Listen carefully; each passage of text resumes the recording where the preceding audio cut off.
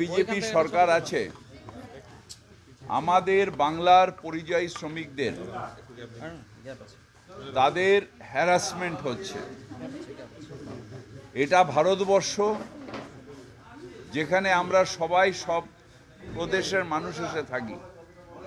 বাংলাতেও প্রচুর গুজরাটের মানুষ থাকেন, প্রচুর দিল্লির মানুষ থাকেন, প্রচুর উড়িষ্যার মানুষ থাকেন, সাউথ ইন্ডিয়ার মানুষ, সবাই থাকে বাংলায়। যার যেখানে কাজ সেখানে তিনি থাকেন, কিন্তু সবাইকে এইভাবে যে হ্যারাসমেন্ট হচ্ছে এটা অত্যন্ত নিন্দনীয়। ভারতের সার্বভৌমত্বের ওপরে আঘাত। অর্থাৎ বাংলার মানুষ বাংলার বাইরে গেলে বাংলাদেশি বলে তাদের তাড়া করা, তাদের লাঞ্ছনা করা, তাদের আটকে রাখা। দিল্লিতে কিছু জায়গায় আছে যেখানে বাংলাদেশি না বাঙালি পশ্চিমবঙ্গের মানুষ থাকেন, তাদের জল টল সব কেটে দেওয়া হয়েছে। এইভাবে অন্যায় করে শুধু বাংলাদেশি আর আমাদের ভাষা এক বলে আমাদের ওপর এই অত্যাচার, আমাদের শ্রমিকদের ওপর। মুর্শিদাবাদের মানুষ কোথাও যাবে না, তাহলে বড় বড় যে সুন্দর কাজকর্ম করা ইমারত সারা ভারতবর্ষে তৈরি হয়, আর্টিসিয়ান যারা রাজমিস্ত্রি আর্টিসিয়ান, এদের সারা ভারতবর্ষে ডিমান্ড হচ্ছে মুর্শিদাবাদের মানুষ। হয়তো ইতিহাস গড়লে দেখা যাবে, আমি ঠিক বলতে পারবো না, হয়তো তাজমহলের পেছনে মুর্শিদাবাদের মানুষ ছিল।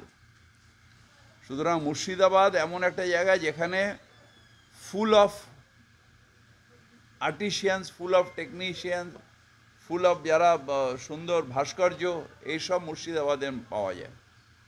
এদের নিয়ে গিয়ে বাইরে কাজ করে এবং তার সাথে যারা যায় হেল্পার, তাদের উপর এরকম অত্যাচার করা, এটা খুব অন্যায় হচ্ছে। ভারতের সার্বভৌমত্বের ওপর আঘাত হচ্ছে। আমরা তৃণমূল কংগ্রেস খুনে বিশ্বাস করি না। আমাদের আত্মত্যাগের মধ্যে দিয়েই বাংলার মানুষ আমাদের সরকারে এনেছে।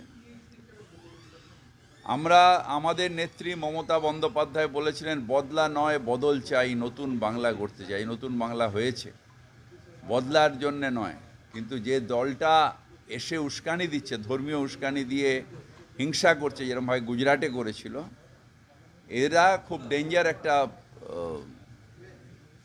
খুব ভয়াবহ একটা কালচার বেঙ্গলে নিয়ে আসার চেষ্টা করছে, হিংসার কালচার।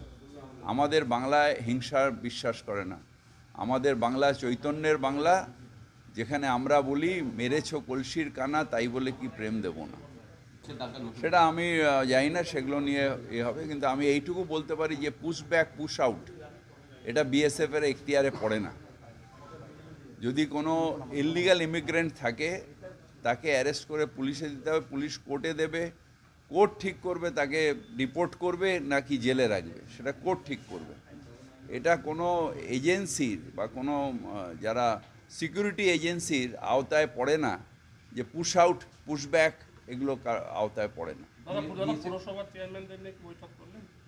হ্যাঁ, চেয়ারম্যানদের সাথে সবসময় বৈঠক করি। এনারা এই আমার ছোট মেয়ে, আমাদের আমার কন্যার সমান আর কি, বেলডাঙ্গা, ওকে আমি কন্যার মতন দেখি। এরা সবাই আমার সাথে ওতপ্রোতভাবে আছে। যখনই কাজ হয় দৌড়ে যায়। আমি বৃহস্পতিবার করে বসি চেয়ারম্যানদের সাথে দেখা করে, সবসময় মিটিং হয় আমাদের সাথে। না, সমস্যা মিটে গেছে, কোনো নেই। খুব ভালো পৌরসভা, খুব ভালো কাউন্সিলররা, সবাই খুব ভালো, এসব সমস্যা মিটে গেছে।